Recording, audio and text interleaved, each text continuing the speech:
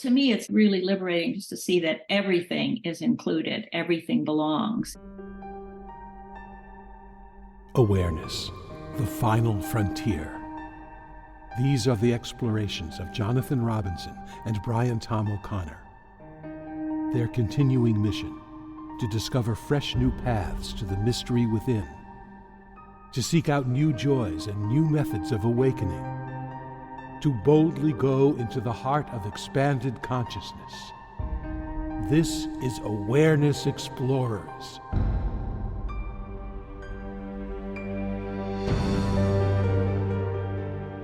Welcome back, Awareness Explorers. Good to have you. And I am your co-host, Jonathan Robinson, and with my co-host, Brian Tom O'Connor.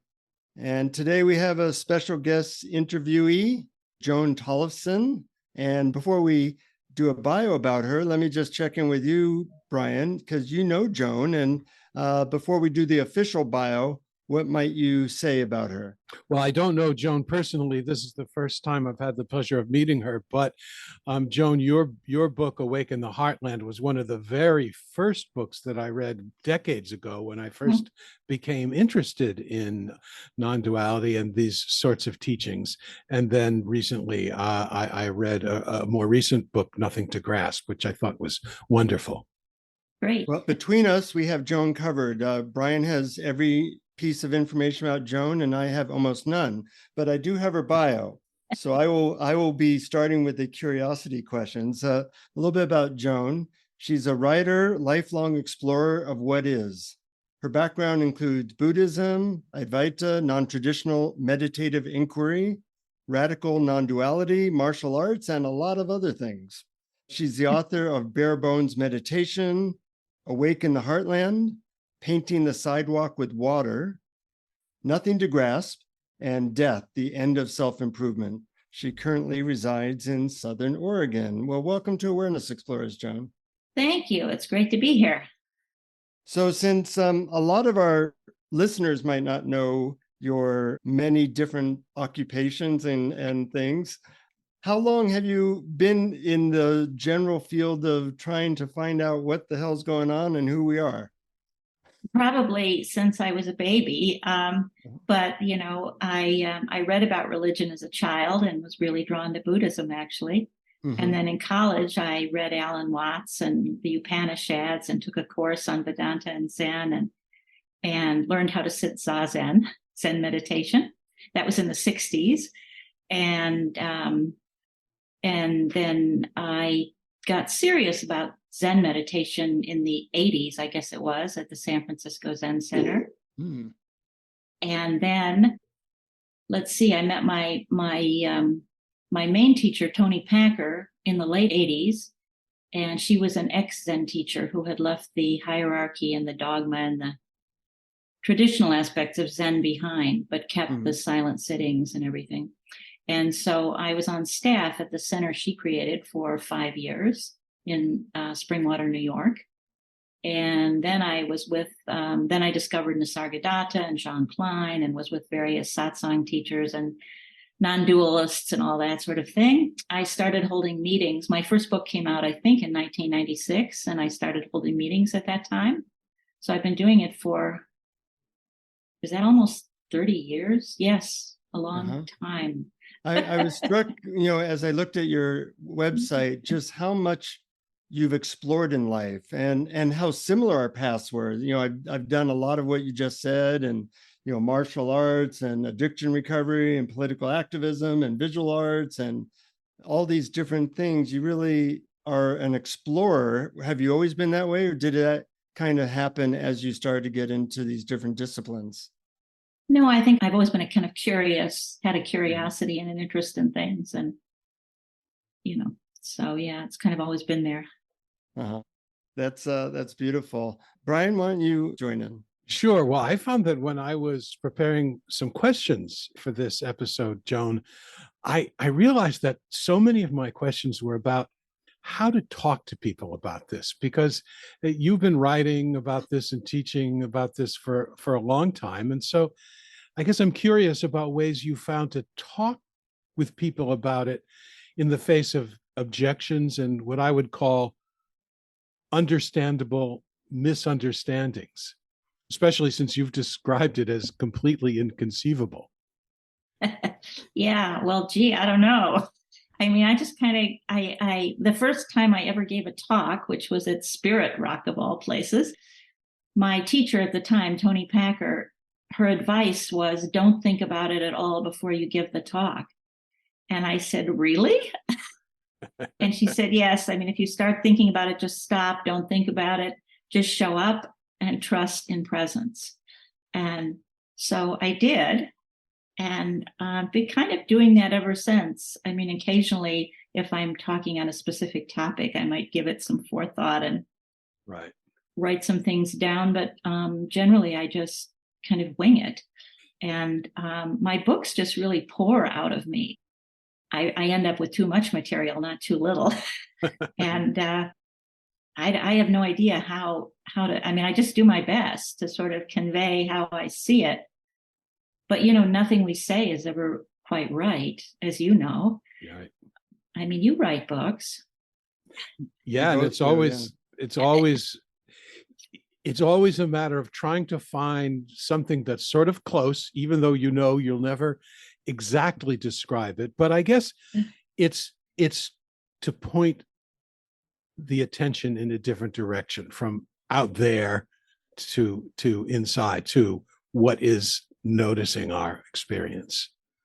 Yeah, well, and I don't even quite necessarily go that way. I mean, I might be pointing people, quote unquote, outside, although I don't really see a boundary between inside and outside. But I talk a lot about experiencing things as sensation, just visual sensations, auditory sensations, somatic sensations. And I don't really talk so much about like trying to be awareness or something like that, although I do point to noticing this awareness and this spaciousness of aware presence. But so, yeah, I'm not really pointing people in or out, but more, I would say, out of the realm of thinking and conceptualizing, not that we're ever going to give that up, but seeing that for what it is, and instead shifting attention more to the sensory, energetic presence itself and exploring that. Because in my experience, when we're thinking about everything, I mean, what thought does is it freezes everything and draws boundaries around it and makes this flowing wholeness into separate things, apparently. And so when we're talking and thinking, we're kind of in that realm of separate things. And when we tune into sensation and just feeling the body or just listening to sounds or whatever, we have a direct experience of everything being fluid and impermanent and evanescent and transitory. And we're not thinking that, we're experiencing that. So yeah, I'm very interested in, people getting an actual experiential taste rather than an idea of all this. Yeah, that really resonates with me because people tend to filter their experience through their thoughts, their memories, their imagination, etc. And when you are only focused on just your sounds or the sensations in your body, they can only be happening now. It's not some idea, some memory, or some imagination. But there are people who say, well, I am not the body, and sort of have this kind of denial of the body. Do you find any, how do you sort of navigate when you talk to people about that and you talk about experiencing the body? Yeah, well, I don't resonate with that pointer myself. I mean, I understand where it's coming from. But I like to say we're not only the body, and we're not encapsulated inside the body looking out. And the body isn't the solid, substantial, independent, separate, autonomous thing that we think it is when we're thinking about it. The body is completely interconnected with, interdependent with the whole universe. We wouldn't be here without air and water and sunlight and our parents and our grandparents and the food they ate and everything. And when we just tune in and try to find an actual place where the body begins and ends, we can't find anything like that. So, and right now, as we're talking, like, I don't have the feeling that we're in separate bubbles, really. I mean, we are in these little squares on Zoom, but I mean, in terms of consciousness, I don't feel like we're each in this walled off little bubble of consciousness. I have the sense that we're sort of in the same space, if you know what I mean. So, and that, when we just sense the body, it's not a solid thing at all. It's vibrations and tinglings and all kinds of different sensations that are moving around and changing. And even biologically, I mean, we're not the same body that we were 5 minutes ago. Everything has changed, so yeah, so that's kind of how I like to see it. But I find that you are not the body, you are not the mind, those kind of pointers, I think, have the pitfall of potentially leading to some kind of dissociation or detachment that I don't think is, at least not what interests me. I don't want to be detached from life. I want to be life and be, I don't want to feel detached and separate. And that doesn't seem like the goal to me. Yeah. Joan, I was with a teacher for 26 years, and it sounds like you've had a couple of different teachers for a while. I'm wondering what your thought is in terms of what a teacher can do for us, and does a person need a teacher nowadays? Well, I don't think there's any single recipe for whatever this is. So I don't think you could say everyone needs a teacher. I mean, Ramana didn't have a teacher. So I guess if we have a teacher, then we need a teacher. We seem to get what we need. So I seem to have needed a lot of teachers. I mean, I went to a lot of different people, which was very helpful to me. And my main teacher, Toni Packer, she worked by asking questions. And she never, she always said that, not to take it. She didn't call herself a teacher. She wouldn't use the word. And always said not to take anything that she said as some sort of authoritative truth, but to look for ourselves and see, and that could always be questioned or taken further or whatever. So, and she would ask questions like, what is this self? Can you find it? What are we defending? Look and see. It was questions a lot instead of statements like there is no self. Or she wouldn't say there is no choice. She'd say, look and see. Can you find something making choices? So she kind of really, by the way she presented it, she encouraged exploration and direct discovery rather than adopting a bunch of beliefs and ideas, which it's very easy to do for all of us. Yeah, that seems to come into the category of those understandable misunderstandings that I talked about, especially when you talk about questions, because most people, even a question like, who am I? People tend to think that their job is to come up with an answer. And in the chapter in your book called Inquiry, what is it? You list a whole bunch of questions, and then you say, these questions are not for conceptual answers. Yeah. And it seems like the questions are there to make you look, as opposed to come up with something conceptual. But that's a little tricky for people. Have you found that? Oh, yeah. Because for all of us, we're so deeply conditioned to sort of live in the world of thinking.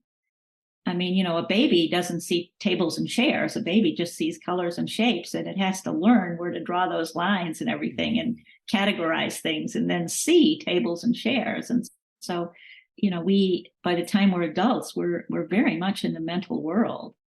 And, we're very into our whole educational system is about thinking about things and figuring things out by thinking, or at least almost all of it is. And so when you ask a question like, what am I, or who am I? The tendency is to start trying to think about it and, come up with some answer. And then if you've read a few spiritual books, you sort of, maybe some answer even, so you start saying something like, oh, awareness, or, I remember there was a book called What is the Sound of One Hand Clapping, and it gave the answers to like 100 Zen koans, uh, not that that's going to do anybody any good, but I'm wondering, do you have some favorite questions that you found help people point them in the right direction other than the traditional one, who are you? Yeah, well, I mean, I often encourage people just to go in with sensation and try to find a place where inside turns into outside. That's one. And I encourage people to watch as choices and decisions are happening, which is what Tony Packer pointed me to, and just watch and see how a choice or a decision actually unfolds. Can you actually find a chooser or a decider? Mm-hmm.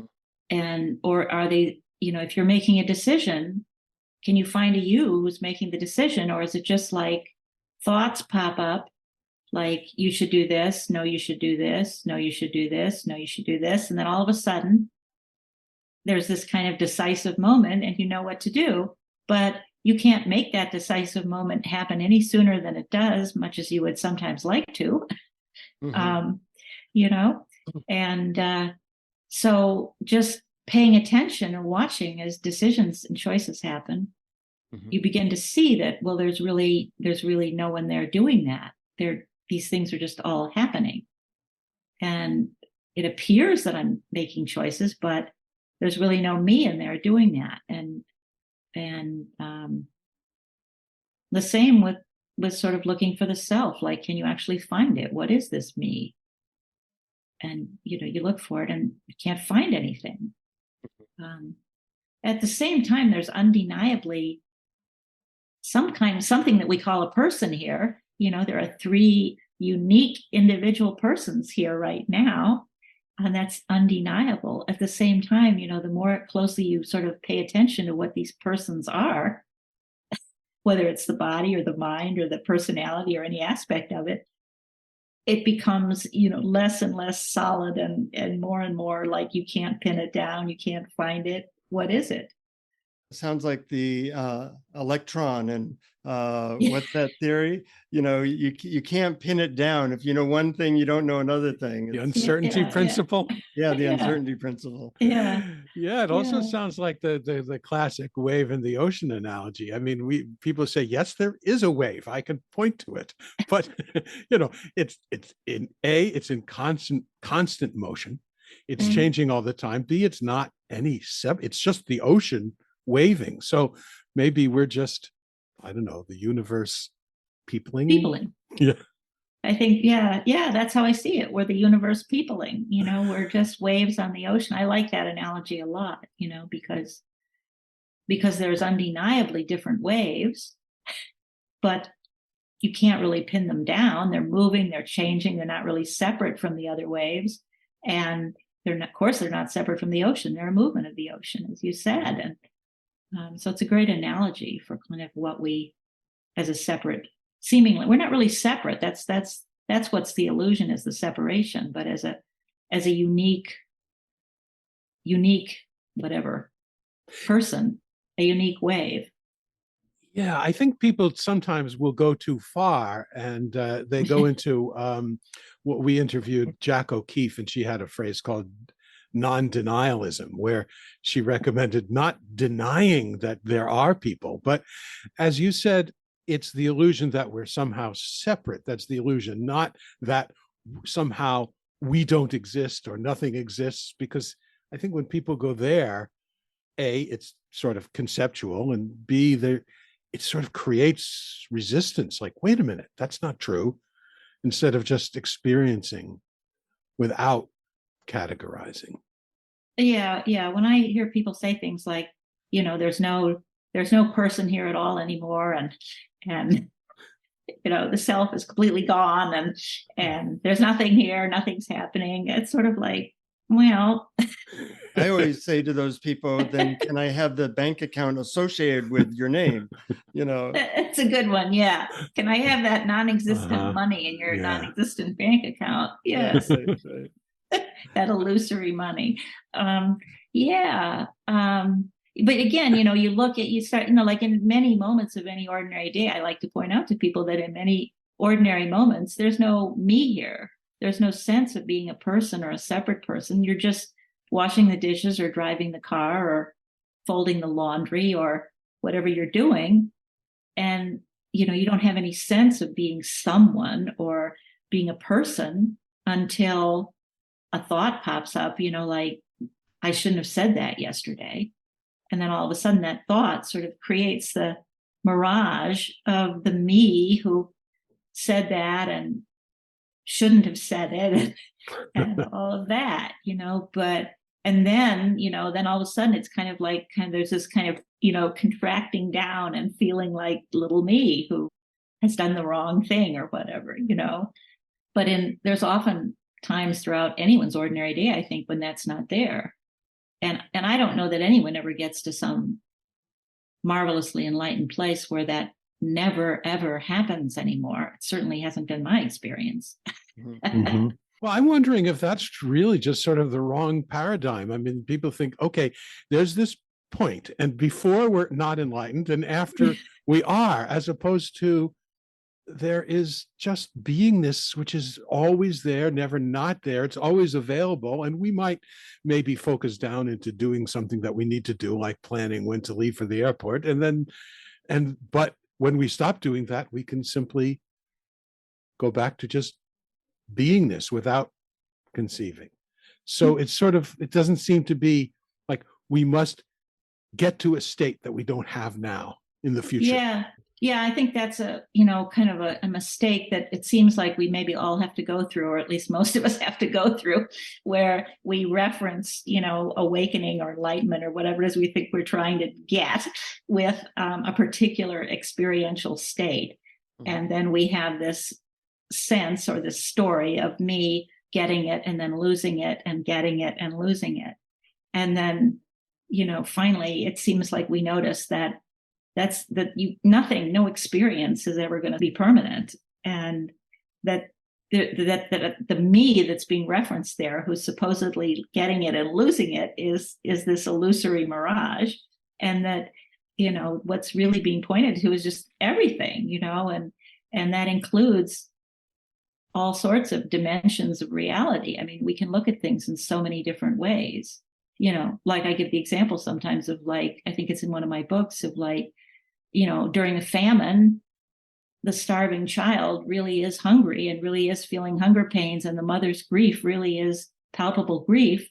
But you can look at it from a cosmic view, and it doesn't really matter. It's just another, subatomic event in the universe. You can look at it, you can look at that event from many different dimensions.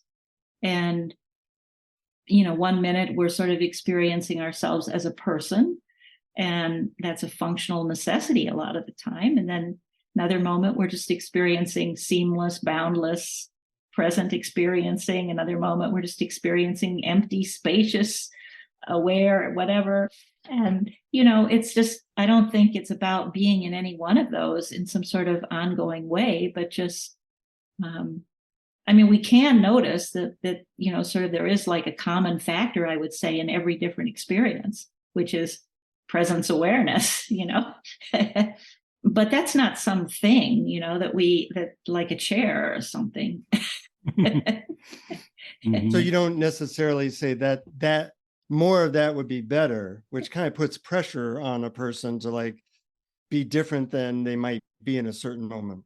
Yeah, because, and there's never, there's not like more presence awareness. I mean, it's sort of like, it is, everything everywhere. I mean, of course, we can talk about being more present or being more aware, like in terms of mindfulness or something like that. And we can distinguish between being sort of lost in thought and worry and all of that, and being, just really awake here now to the present moment, so to speak. Not that we ever can leave the present moment, but in another sense, it's like, even if we're lost in a train of thought, if awareness wasn't here, we wouldn't even know there was a train of thought. I mean, it wouldn't even show up, and it is the shape that presence is taking at that moment. So to me, it's like really liberating just to see that, everything is included, everything belongs, When that train of thought comes, it's not like awareness goes away. I mean, there is that sort of spacious beingness in which that train of thought appears. And then if we have this idea, oh, that train of thought shouldn't be there, then we're putting our conditions on our experience, which awareness itself, even though it's not really a thing, but doesn't have those conditions. It's like a mirror. Everything that appears before it gets reflected choicelessly. Yeah, it accepts everything, clings to nothing, and it's like unconditional love. Yeah. Mhm. Yeah. I have a question about meditation. You've done a lot of different things, a lot of different practices, and I'm a psychotherapist, and people sometimes come to me for spiritual coaching, and they ask, should I meditate? And I try to come up with some way of saying, well, try different stuff and see what works for you. There's a lot of different types of meditation. I'm wondering what you recommend around the idea of meditating and different types of meditation. Yeah, well, I mean, first of all, I think there is no one size fits all approach to any of this. So I always encourage people to find their own way and trust their own intuition about what, do what. Actually, again, we're not really choosing it, but whatever shows up will show up. And you'll either find that it seems to open doors for you, or it seems to just get you more and more confused. And then, something will follow. But sort of for me, I mean, when I meditate, and I do sit down on my cushion every morning. But I don't even really think of it as meditation. I mean, I kind of don't even use the word. It's just like I'm sitting on my cushion now. And it's no different than sometimes when I'm just sitting in my chair, not doing anything else. Although there's something about sort of the upright posture and having the body in a certain posture that I find is in some way helpful. And I probably got that from Zen, which puts a lot of emphasis on the posture that you're in and all that. In my opinion, a little overemphasis there. but I do find that it's different sitting on in my upright on the cushion and sitting, in a recliner or laying down. I mean, those are all kind of like different ways to be, and they all have different strengths and weaknesses. And I'm personally inclined not to try to do anything when I'm meditating, just being there and seeing what happens. Mm-hmm. So that's, kind of, I would point people just to sit down, or you don't even have to be sitting. And there's really no difference between meditating and every other moment of your life, really. Mm-hmm. But it's, and you can do this but you can, and in many different situations. Like, I think it's really interesting, like if you're in a waiting room waiting to see a doctor or something, instead of getting on your phone or picking up a magazine, just sit there and just, look around the room, just feel your body, just sit there, just be. And, it's, that seems to be really a radical idea in our present culture. It is radical. Yeah. But I think, taking time just to be in silence and not doing anything else, I find is very enjoyable and very transformative and revealing. Mm-hmm. And, there seems to be a pattern about not doing. I mean, people think of meditation as something they're going to get good at and something that they're going to do, and a skill they're going to acquire, and something that's going to change how they feel. If I sit down to meditate with the idea that I'm not feeling good and I hope to feel better, or I had this wonderful experience yesterday and I'd like to recreate it, they both fail.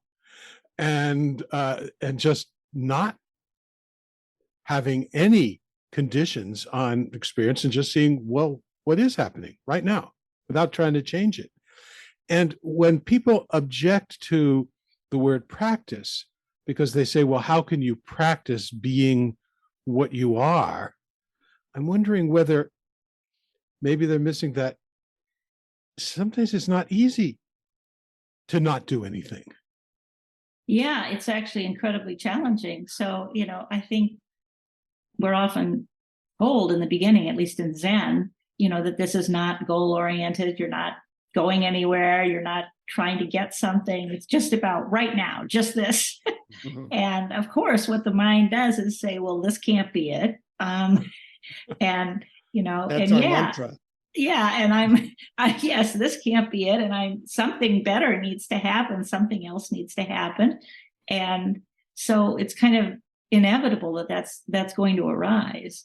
But so I think a lot of what happens in meditation is you just start seeing your thoughts, because I think most of our thinking is going on so quickly and we don't even notice. We don't see what our thought patterns are and stuff. So a lot of what's happened for me in meditation is discovering certain thought patterns, just noticing, oh, I'm always thinking about the future. That's interesting. And then you start to see it more and more. Or, oh, I am always having this thought that this isn't it. Oh, that's interesting. And you start to see it more and more.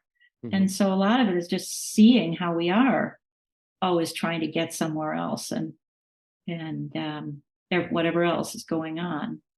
But yeah, it's really not about going anywhere. It's really about being right here, which we actually can't not be, which is, of course, the great discovery that, there's really no way out. The cosmic joke.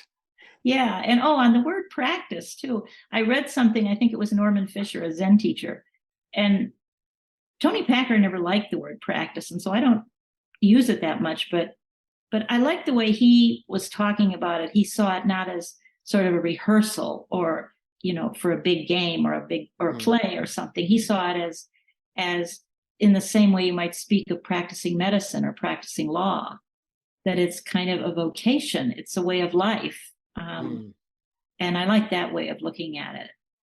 Yeah, I like that too.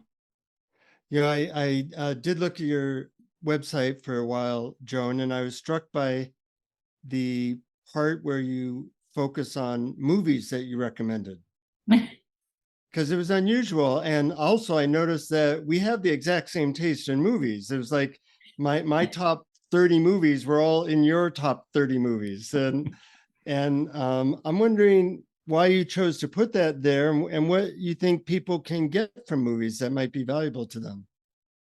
I don't know why I chose to put it there. It just happened.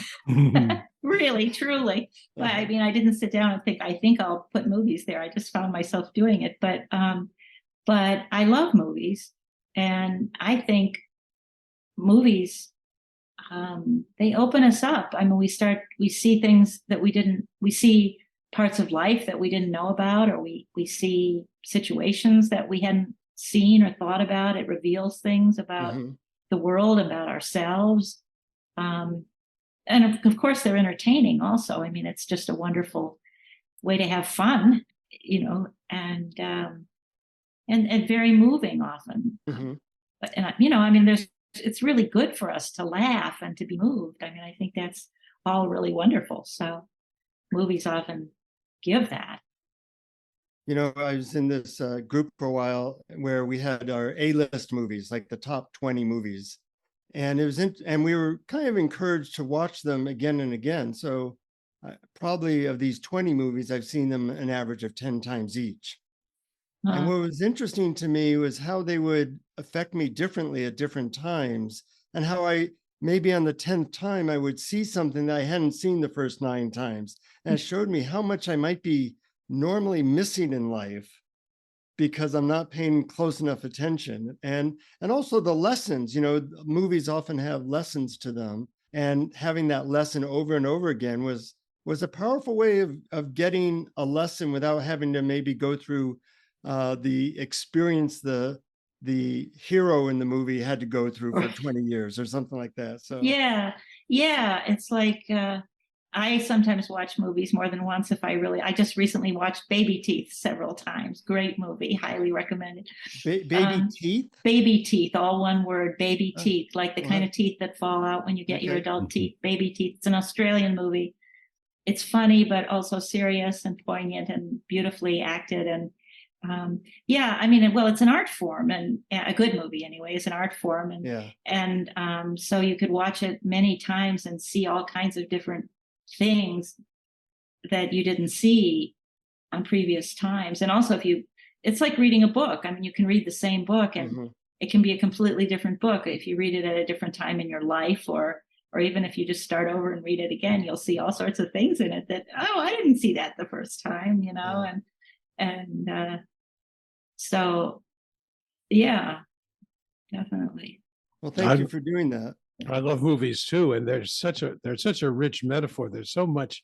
I mean, there's the whole metaphor of the fact that it's individual pictures sort of going very fast, and we create the motion in our minds, and the whole metaphor of how we identify with the character in the movie. And maybe that's what we're doing with our own imaginary selves in life. Maybe it's just a movie and we're identifying with this sort of made up personality.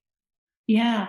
And with so many other things too. I mean, it's kind of like we identify with certain people, we identify with certain causes, we identify with certain situations, right. And it's kind of like, it seems to be something we do as human beings sometimes.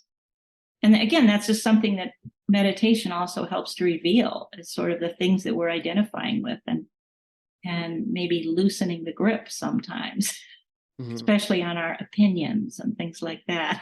Loosening the grip, speaking of loosening the grip, when I talk to people at various meetings and sessions and things and listen to the questions they ask, I find that practically all the questions are basic, even if they sort of understand in some intellectual way that they are not the individual self, or the individual self is illusion. All the questions are about, well, how do I get this? Yeah. They're practically all variations on the same question. And so I was wondering if that's been your experience, and do you sort of have a good way of sort of navigating through that or helping them? Or Oh, I think that's absolutely the case, and it's like, it's a great thing just to point out and to start to be aware of that any of those thoughts or questions that we have about, I'm not there yet, I haven't completely stabilized yet, I get it, but I haven't completely embodied it yet. I'm not quite sure about this yet. Yeah. How do I do this? All those questions that come up for all of us, at different times, I think, they're all referring to that little mirage me. They're not referring to this whole happening, or to awareness, or to presence. Aware presence isn't trying to figure out, well, let's see, I get it, but I'm not completely stabilized in it yet, or all those things, and or let's see, is there choice or isn't there, or just right. All of those things are just presence awareness. Is that, it's sort of like, it's always the little me who is sort of trying, and with this background story of like, because the little me always feels deficient, it always feels incomplete, it always feels not good enough in some way. It's because it's a fragment. So it's like we're always trying to sort of find it wholeness, or find what will fix it finally, or make it okay. And on the human level, that just never happens, no matter how much therapy you do, no matter how much meditation you do, you're still going to have, dark days and unpleasant moments and all that. Maybe some people more than others, but you're never going to get to a place of just perpetual sunshine. So yeah, but the little me is always sort of looking for that. And do you sort of just point that out, or how do you approach it with people? Well, yeah, I mean, I think it's a really helpful just to sort of notice when you're asking a question or having a thought, who it refers to. Is it referring to this little me? And you start to notice that, oh yeah, it is. And yeah, and I've kind of already seen that that's an illusion. Once again, that there's the little me in that, I've seen that.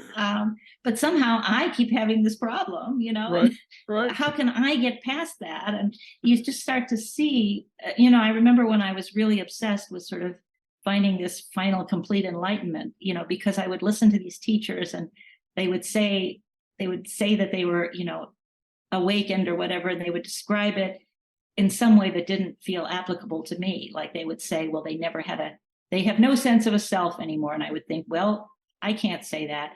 Or they would say, no anger or anything like that ever arises anymore. And I said, well, I can't say that. So I kept thinking, well, there's obviously something more. There's some, huge breakthrough that these people have had, and I haven't had it. And I was just really, obsessed with that. And then eventually it just sort of I started to see more and more, wait a minute, this is all about me. This is all about me getting to some future experience where me is going to be, a whole lot better than me is now. And, comparing me to Ramana. And I'm not saying, that there aren't differences between people, and, that some people are more or less caught up in what we might call delusion. But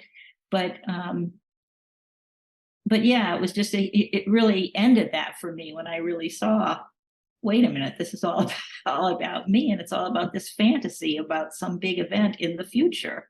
Wonderful. I am a psychotherapist, and I sometimes help people with the medicine of MDMA, often known as ecstasy, because they're working with trauma type stuff.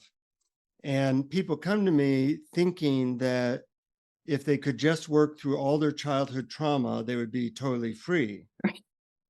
But it seems to me like that never really, there's no end to that. So I tell them, you have to balance it out with like just being present with whatever is. And that almost seems like a new concept to a lot of people, because, trauma is getting a lot of attention nowadays. And I think people overemphasize that I will somehow work out every knot in me and then I will be enlightened. But that doesn't seem to be how things necessarily go. No, not at all. I mean, that's not in my experience. And yeah, I mean, I've been in therapy a number of times, and, I sobered up through a therapist being in therapy. And so therapy has saved my life. I mean, I have great appreciation for psychotherapy of different kinds, but it's not like it fixes you once and for all and then you're okay. I mean, it just doesn't work that way. And I think I've spent time trying to dredge up certain childhood memories, like if only I could really remember this, and then I'll be free in some way that I'm not. But finally, it just sort of like, I don't care. Even if I were to dredge it up, I don't know, memory is very unreliable. How do I know what I dredge up is even what actually happened, So it's like, that's a pitfall in both psychotherapy and, well, actually, every time I've done therapy, similar to every spiritual teacher I've been with, sort of the ultimate realization is that, there's no problem really. Like I went in to see this Zen teacher once, and, it's like I was, carrying my little bundle of problems around with me, like this precious thing. And I went in for a meeting and, sort of opened my little bundle, and here's my problems, this is what we're trying to fix. And he said, sounds like you think there's a problem. Yeah, right. And that's the problem. And that's the problem. Yeah. More and more, it's been occurring to me that the separate self is this concept of a problem to solve. I mean, that they're almost the same thing. Yeah. The same, not really a thing. Yeah. Locke Kelly has that thing. If you know it better than I do, Brian, if there was no problem to solve. Yeah, he would say, I sort of paraphrase it. Who would you be with no problem to solve? Although I think he words it slightly differently. What is here with no problem to solve? Right. But I found that exercise to be really fruitful. Yeah. Yeah. It's kind of like in Byron Katie's, 4 questions. Who would I be if I didn't believe that thought? And then you just like, oh, I'd be fine. There's just, there'd just be being here, and it's like, I think we do seem to be very attached to our problems. Like I was describing, have my little bundle of precious problems, it's kind of like there's almost this fear of like, who would I be without my problems? Because really we wouldn't be nothing. We would be nothing, we'd just be sort of like this present happening, like empty space or whatever, and it's like, whereas the problems, seem to define us and make us into somebody. And it's the same way that we're kind of attached to getting into arguments and things like that. It's like there's some way that it kind of reinforces this sense of me. Yeah, and we compete like, oh, my problem's better than yours. Like I'm more oppressed than you are. Yeah, exactly. I call that the victim Olympics. Yeah, yes, that's big nowadays, I've noticed. It is, yes. it's very big, yes. Well, anything else that you feel that you want to cover that we haven't asked you about? Not that I can think of. Well, then maybe this is a good time for a little bit of a guided meditation that you can spontaneously guide us in. Okay, we'll see what happens. Well, let's just start by like maybe taking the attention off the screen and just looking somewhere else in the room that we happen to be in. And just really seeing what's there, just enjoying it as colors and shapes and textures and light and shadow.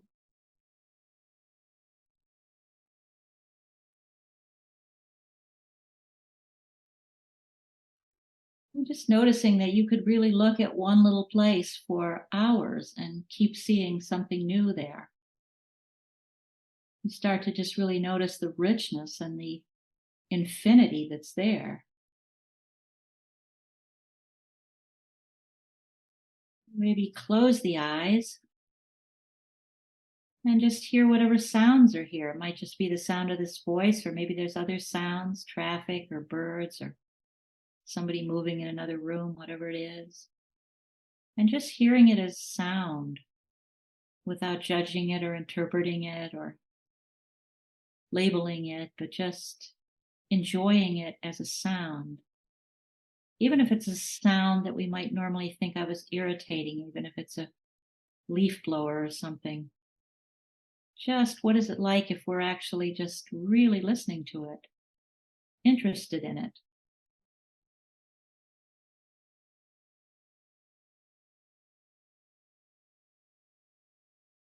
And then maybe just feeling the body. Feeling the place where the body meets the chair. And see if there's any place in that sensation of body meeting chair where the body ends and the chair begins. Can you actually find a place where the body ends and the chair begins? Or is it one undivided sensation with no clear borders, really?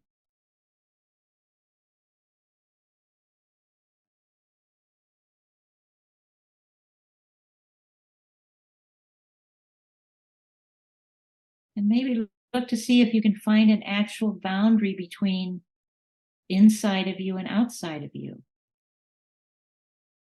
You can think of one or picture one, but if you just feel into it, can you actually find it? Is there actually a boundary? Is there actually a place where inside turns into outside? In experience, is there actually a place?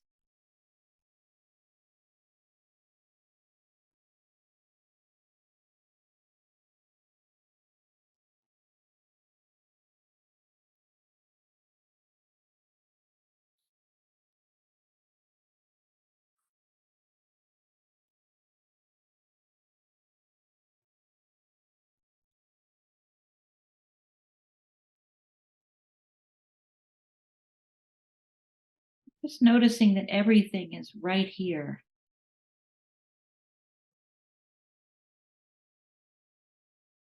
We might know that the sound we're hearing comes from outside, but in experience, isn't it just right here? The sound of this voice, is it inside you or outside you?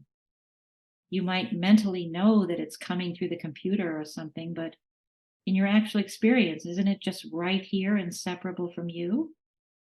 Utterly immediate, without any separation, without any gap?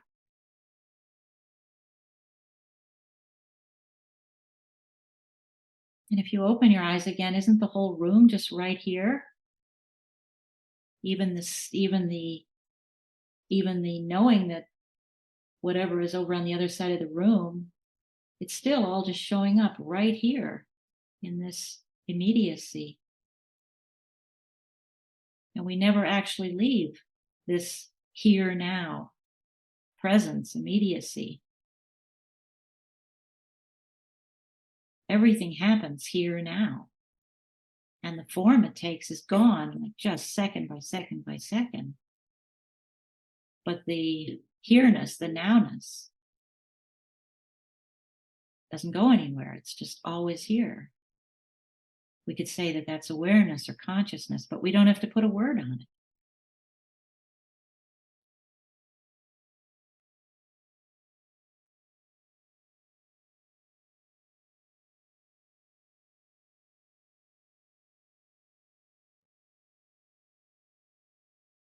And although there are many shapes and colors and distinct forms showing up, it all shows up as one whole seamless picture, doesn't it? Like one whole seamless movie.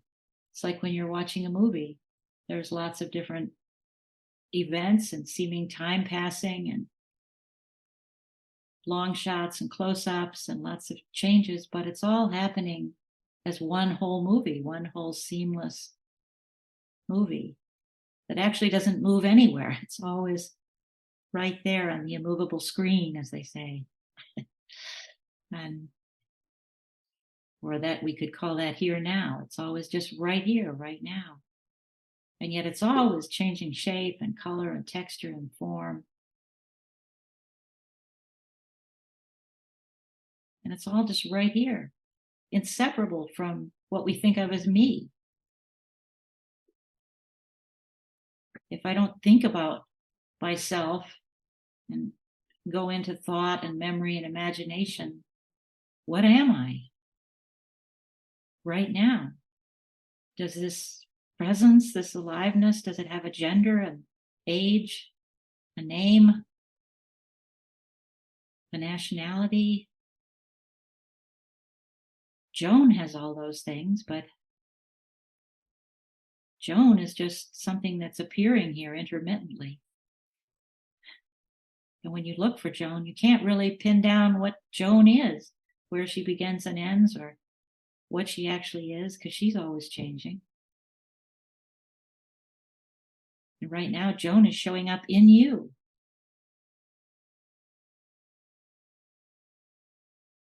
You're all sharing this here nowness, this space. Maybe that's enough for now. That was excellent, Joan. Oh yeah, that was wonderful. I loved how all of the different parts of it, all the sensations, the sounds, the sights, and the concept of the self all appear in the same sort of beingness, awarenessness, what non-placeness. Yeah. Yeah, and we can't even find a boundary between awareness and the content of awareness. You know, it's like right. It's like we have these words that sort of help us to notice different aspects of this, but at the same time, can't really find any boundaries between what this word is pointing to and what that word is pointing to. Yeah, it's a seamless whole. Yeah. As Neem Karoli Baba used to say, it's all one. It's all one. It's all one. It's all one. It's all one. I really appreciate the clarity of which you point to things, Joan, and simplicity. It really resonates with me, and I thank you for that. It's a rare talent to be able to take some of these concepts and just bring them to their simplest, place in a way. So thank you for that. Thank you. That's really nice to hear. Yeah. You know, sometimes when you're inside, it's like it all seems like chaos, and you know what I mean? Mm-hmm. How can people get in touch with you if they want to do that, Joan? Oh, I have a website, www.joantollifson.com, and I have a Substack where I publish articles. They seem to be coming out about once a week, although I don't follow any kind of schedule or timetable. But if you can subscribe to my Substack, and then you'll get them by email. or you can get the Substack app and get them notified that way. And I have Facebook pages, although I'm less and less, I don't use those as much as I used to. But I have them. Uh-huh. And they do put things on there every now and then. And what else can they do? I guess and I hold meetings. At this point, I'm basically meeting with people individually on Zoom. I haven't been doing group meetings for a few years now. So might start up again on Zoom or something. But at the moment, it's just individual meetings, and people can find out about that on my website. Which has a lot of great movie recommendations, I might add. Yes, and you could just take up watching movies, and who knows, it might take you straight to enlightenment.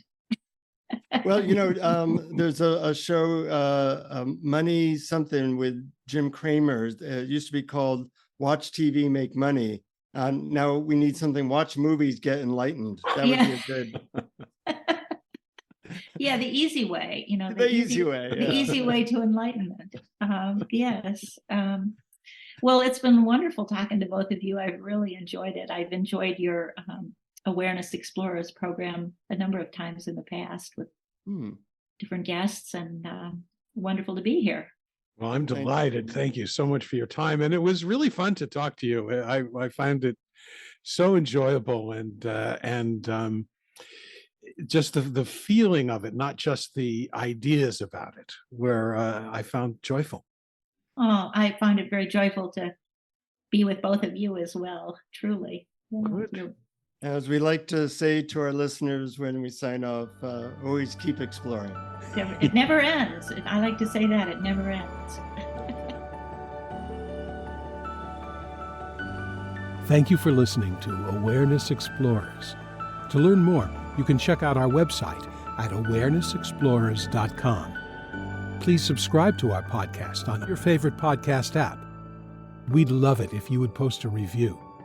And please share our link on Facebook and with family and friends, because knowing yourself as awareness is the greatest gift you can give yourself or someone you love.